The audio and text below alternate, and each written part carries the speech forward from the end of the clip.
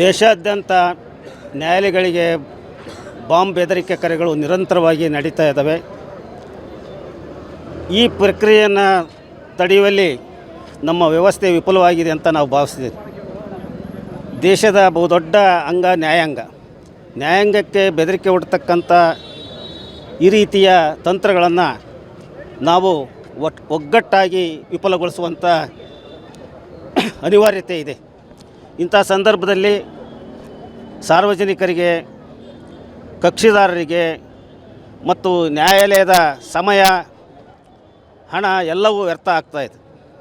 ಈ ರೀತಿಯ ಬೆದರಿಕೆಗಳಿಂದ ಮಾನಸಿಕ ಒತ್ತಡಕ್ಕೆ ಒಳಗಾಗುವಂಥ ನ್ಯಾಯಾಂಗ ಸಿಬ್ಬಂದಿ, ನ್ಯಾಯಾಧೀಶರು, ವಕೀಲರು ಮತ್ತು ಕಕ್ಷಿದಾರರು ಕಾರ್ಯಕಲಾಪಗಳಿಂದ ಹೊರಗುಳಿಯೋದ್ರಿಂದ ದೇಶದ ಸಾರ್ವಜನಿಕ ಸಮಯ, ಹಣ ಸಂಪೂರ್ಣವಾಗಿ ವ್ಯರ್ಥ ಆಗ್ತಾಯಿದೆ. ಈ ರೀತಿಯ ಬೆದರಿಕೆಯ ಒಡ್ತಕ್ಕಂಥ ವಿಚಿತ್ರಕಾರಿ ದುಷ್ಟಶಕ್ತಿಗಳ ವಿರುದ್ಧ ಇವತ್ತಿನ ಡಿಜಿಟಲ್ ಯುಗದ ಸಂದರ್ಭದಲ್ಲಿ ಕಾನೂನು ಕ್ರಮವನ್ನು ತೆಗೆದುಕೊಳ್ಳಲಿಕ್ಕೆ, ಅವರನ್ನು ಶಿಕ್ಷಿಸಲಿಕ್ಕೆ ಭಾಳಷ್ಟು ಅವಕಾಶಗಳಿದ್ದಾವೆ. ಆದ್ದರಿಂದ ಈ ರೀತಿಯ ಪ್ರಕ್ರಿಯೆಗಳು ಮುಂದುವರಿಬಾರ್ದು ಅನ್ನೋದಾದರೆ ಈ ರೀತಿಯ ಬೆದರಿಕೆ ಒಡ್ಡಿದವರನ್ನು ಗುರುತಿಸಿ ಅವರ ಮೇಲೆ ಪ್ರಕರಣ ದಾಖಲಿಸಿ ಶಿಕ್ಷೆಗೆ ಒಳಪಡಿಸಬೇಕು ಅನ್ನುವಂಥದ್ದು ನನ್ನ ಒತ್ತಾಯ. ಇಮೇಲ್ ಮೂಲಕ ಬೆದರಿಕೆಯನ್ನು ಈ ಸಾರಿ ಇಮೇಲ್ ಮೂಲಕ ಬೆದರಿಕೆ ಬಂದಿದೆ. ಆದ್ದರಿಂದ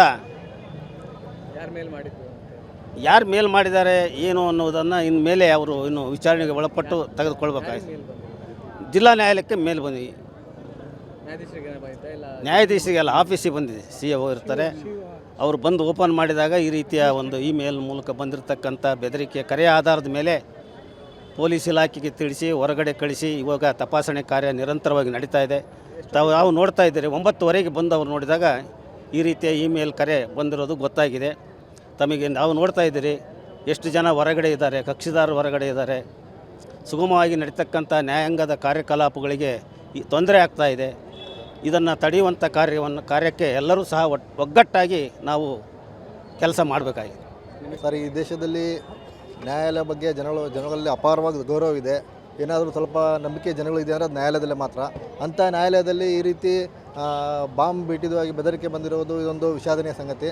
ಇದನ್ನು ಸಾರ್ವಜನಿಕರು, ವಕೀಲರು, ಆಮೇಲೆ ಈ ಒಂದು ಎಲ್ಲರೂ ಒಗ್ಗಟ್ಟಾಗಿ ಇದನ್ನು ನಿರ್ಮೂಲನೆ ಮಾಡಬೇಕಾಗಿದೆ. ಇದಕ್ಕೆ ಸಾರ್ವಜನಿಕರು ಸಹಕಾರ ಬೇಕಿದೆ. ಯಾರು ಸಾರ್ವಜನಿಕರು, ವಕೀಲರು ಯಾರು ಭಯಭೀತರಾಗಬಾರ್ದು ಕೇಳ್ತಾರೆ. ಮಂಜುನಾಥ್, ನಿಕಟಪೂರ್ವ ಸಹಕಾರ ಜಿಲ್ಲಾ ವಕೀಲ ಸಂಘ, ದಾವಣಗೆರೆ. ನೋಡಿ, ಇದು ಒಂದು ದುಷ್ಕೃತ್ಯ ಅಂತ ನಾನು ಮೊದಲೇ ಹೇಳಲಿಕ್ಕೆ ಇಷ್ಟಪಡ್ತೀನಿ.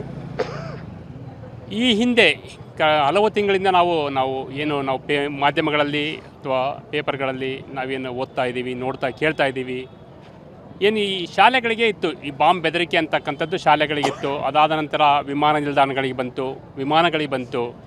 ಈ ರೀತಿ ಈ ಒಂದು ವ್ಯವಸ್ಥೆಯನ್ನು ಅಲ್ಲೋಲ ಕಲ್ಲೋಲ ಮಾಡ್ತಕ್ಕಂಥ ಅಥವಾ ಈ ಒಂದು ವ್ಯವಸ್ಥೆಯನ್ನು ಕೆಡಿಸ್ತಕ್ಕಂಥ ಕೃತ್ಯಗಳು ಈಗ ಸಾಮಾನ್ಯವಾಗಿ ಹೋಗಿದೆ. ಈಗ ಅದು ನಮ್ಮ ನ್ಯಾಯಾಲಯಕ್ಕೂ ಕೂಡ ಇವತ್ತಿನಿಂದ ಅಧಿಕೃತವಾಗಿ ಬಂದಂತೆ ಆಗಿದೆ. ಈ ಕೃತ್ಯದ ಹಿನ್ನೆಲೆಯನ್ನು ನಾವು ನೋಡೋದಾದರೆ ಯಾರೋ ತಮಿಳುನಾಡು ವ್ಯಕ್ತಿ ಯಾವುದೋ ಒಂದು ಕಾನೂನು ಅದನ್ನು ವಿರೋಧಿಸಿ ಆ ವಿಷಯಕ್ಕೆ ಸಂಬಂಧಪಟ್ಟಂತೆ ಈ ಸಾಕಷ್ಟು ಈ ಥರದ ದುಷ್ಕೃತ್ಯಗಳಿಗೆ ಕೈ ಹಾಕ್ತಾ ಇದ್ದಾರೆ ಅಂತಕ್ಕಂಥ ಮಾಹಿತಿ ನಮಗೆ ಲಭ್ಯ ಆಗಿದೆ.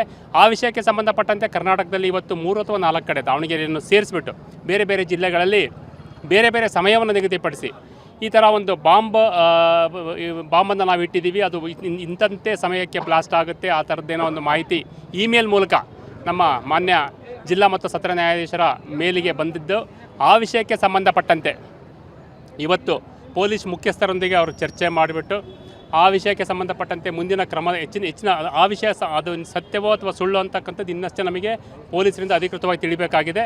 ಆ ವಿಷಯಕ್ಕೆ ಸಂಬಂಧಪಟ್ಟಂತೆ ಇವತ್ತಿನ ಎಲ್ಲ ನ್ಯಾಯಾಲಯದ ಕಾರ್ಯಕಲಾಪಗಳನ್ನು ಸ್ಥಗಿತಗೊಳಿಸಿ ಆ ಎಲ್ಲ ನ್ಯಾಯವಾದಿಗಳನ್ನು ಅಂದರೆ ವಕೀಲರುಗಳನ್ನು, ಅಡ್ವೊಕೇಟ್ಸ್ನ ಕ್ಲೈಂಟ್ಗಳನ್ನು ಕೂಡ ಕೋರ್ಟಿಂದ ಹೊರಗಡೆ ಇಟ್ಟುಬಿಟ್ಟು ಇವತ್ತು ಅಲ್ಲಿ ಬಾಂಬ್ ಸ್ಕ್ವಾಡ್ ಮತ್ತು ಅಗ್ನಿಶಾಮಕ ದಳದವರು ಮತ್ತು ಪೊಲೀಸ್ ಇಲಾಖೆಯವರು ಸಂಪೂರ್ಣವಾಗಿ ಅಲ್ಲಿ ನ್ಯಾಯಾಲಯದ ಆವರಣದಲ್ಲಿ ಮತ್ತು ನ್ಯಾಯಾಲಯದ ಒಳಗಡೆ, ಕೊಠಡಿಗಳ ಒಳಗಡೆ ಪ್ರತಿಯೊಂದು ಕಚೇರಿಯಲ್ಲೂ ಕೂಡ ಆ ಬಾಂಬ್ ಇದೆಯಾ ಅಥವಾ ಇಲ್ವಾ ಅಥವಾ ಇದು ಹುಸಿ ಕರೆಯ ಅಥವಾ ನಿಜವಾದ ಕರೆಯ ಅನ್ನೋ ವಿಷಯಕ್ಕೆ ಸಂಬಂಧಪಟ್ಟಂತೆ ಅಲ್ಲಿ ತಪಾಸಣೆಯನ್ನು ಮಾಡ್ತಾ ಇದ್ದಾರೆ.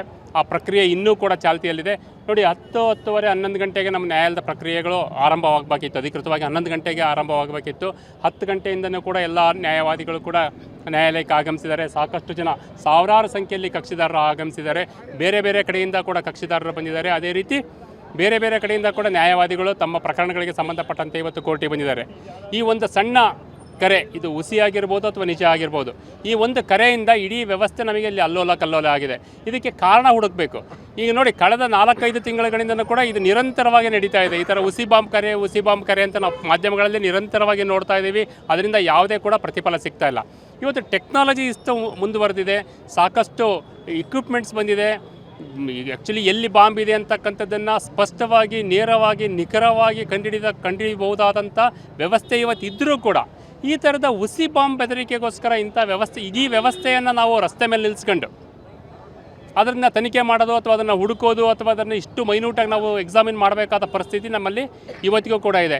ಇದರಿಂದ ಇಷ್ಟು ದಿನಗಳ ಕಾಲ ವಿಮಾನಗಳ ವಿಳಂಬವಾಗಿದ್ದು ಅಂತ ಓದಿದ್ವಿ. ಇಷ್ಟು ದಿನಗಳ ಕಾಲ ಶಾಲಾ ಕಲಾಪಗಳು ಅಥವಾ ಶಾಲೆಗಳು ಸ್ಥಗಿತಗೊಂಡು ಮಕ್ಕಳನ್ನೆಲ್ಲ ಮನೆ ಕಳಿಸಿದ್ರು ಅಂತ ಓದಿದ್ವಿ.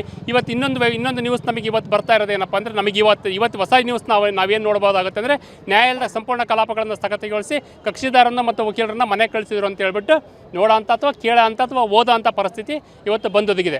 ಇಷ್ಟಕ್ಕೆಲ್ಲ ಕಾರಣ ಏನು? ವ್ಯವಸ್ಥೆ. ಇಷ್ಟು ಟೆಕ್ನಾಲಜಿ ಅಡ್ವಾನ್ಸ್ ಆದರೂ ಕೂಡ ಒಬ್ಬ ದುಷ್ಕರ್ಮಿಯನ್ನು ಇವತ್ತಿನವರೆಗೂ ಪೊಲೀಸರು ಈ ಪ್ರಕರಣವನ್ನು ಭೇದಿಸಿದ್ದಾರೆ.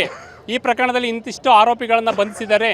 ಇಂಥ ಪ್ರಕರಣಗಳಲ್ಲಿ ಇಂಥ ಗರಿಷ್ಠ ಪ್ರಮಾಣದ ಶಿಕ್ಷೆಯನ್ನು ನ್ಯಾಯಾಲಯಗಳು ವಿಧಿಸಿದ್ದಾವೆ ಅಂತಕ್ಕಂಥದ್ದು ಎಲ್ಲೂ ಕೂಡ ನ್ಯೂಸಲ್ಲಿ ಬಂದಿಲ್ಲ.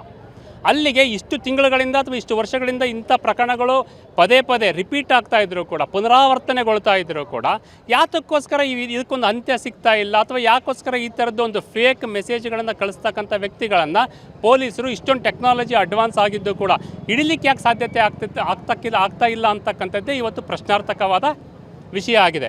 ಇನ್ನು ನಮ್ಮ ಕೋರ್ಟ್ ವಿಷಯಕ್ಕೆ ನೀವು ಬರೋದಾದರೆ ಕಡೆ ನೋಡಿ, ಎಲ್ಲ ಆಫೀಸ್ಗಳಿಗೆ ಹೋಗಿ, ತಾಲೂಕು ಆಫೀಸ್ಗೆ ಹೋಗಿ, ಒಂದು ಸಣ್ಣ ನಾಡ ಕಚೇರಿಗೆ ಹೋಗಿ CC ಕ್ಯಾಮ್ರಾ ವ್ಯವಸ್ಥೆ ಇದೆ. ಆದರೆ ಇಷ್ಟು ದೊಡ್ಡ ಜಿಲ್ಲಾ ನ್ಯಾಯಾಲಯದ ಕಟ್ಟಡ ನಮ್ಮದಿದೆ, ನಮ್ಮಲ್ಲಿ CC ಕ್ಯಾಮ್ರಾ ವ್ಯವಸ್ಥೆ ಇಲ್ಲ. ಇಲ್ಲಿ public related office, public floating continuous ಆಗಿರುತ್ತೆ. ಯಾರು ಬೇಕೋ, ಯಾಕಂದರೆ ನಮ್ಮದು ನ್ಯಾಯಾಲಯ ಅಂದರೆ ತೆರೆದ ನ್ಯಾಯಾಲಯ ಅಂತಲೇ ನಾವು ಕಲಾಪಗಳನ್ನು ಆರಂಭಿಸ್ತೀವಿ. ಓಪನ್ ಕೋರ್ಟ್ ಅಂತೇಳಿ ಕಲಾಪ ಆರಂಭಿಸ್ತೀವಿ. Any public can come and visit and any public can come and sit in the court and watch the proceedings. ಇಲ್ಲಿ ಯಾರು ರಿಸ್ಟ್ರಿಕ್ಷನ್ ಮಾಡೋಂಗಿಲ್ಲ. ನೀನು ಯಾಕೆ ಬಂದೆ ಅಂತ ಯಾರನ್ನೂ ಪ್ರಶ್ನೆ ಮಾಡೋಂಗಿಲ್ಲ.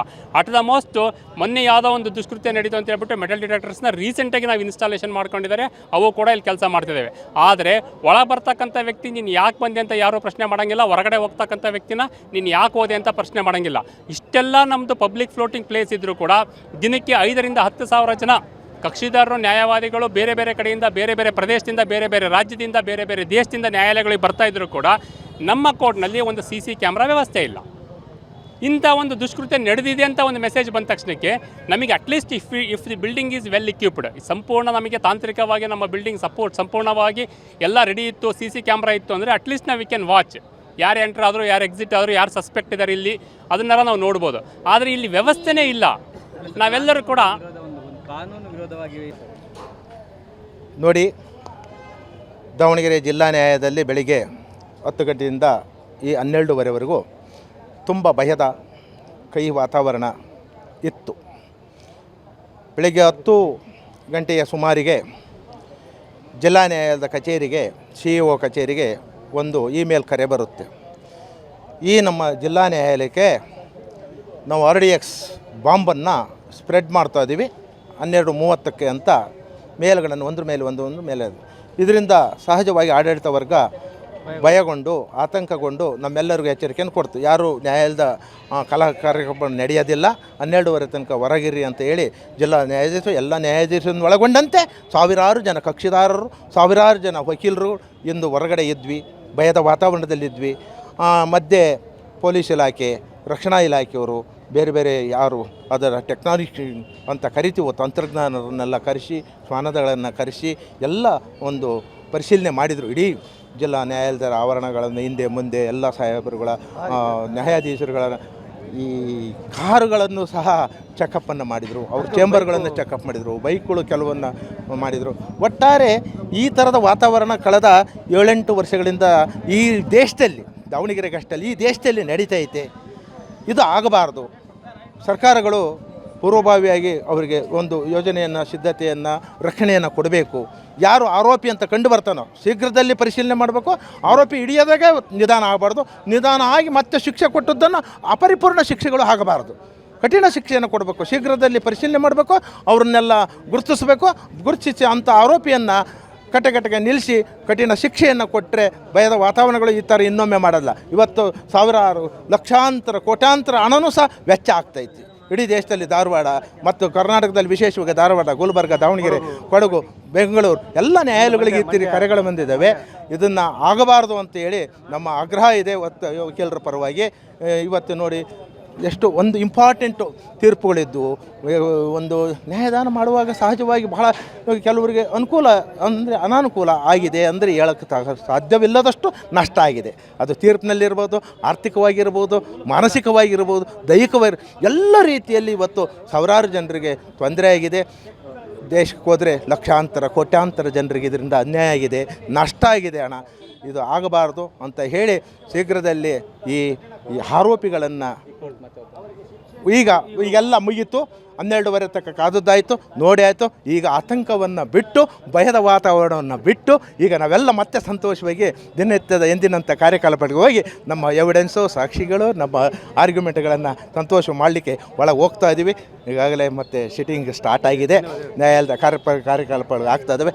ನೀವೆಲ್ಲ ತುಂಬ ಮೆಸೇಜನ್ನು ಕೊಟ್ಟಿದ್ದರಿಂದ ಮೀಡಿಯಾದವರು ತುಂಬ ಚೆನ್ನಾಗಿ ಎಲ್ಲ ಪ್ರಚಾರ 10 ಗಂಟೆಯಿಂದಲೇ ಬರ್ತಾ ಇದೆ.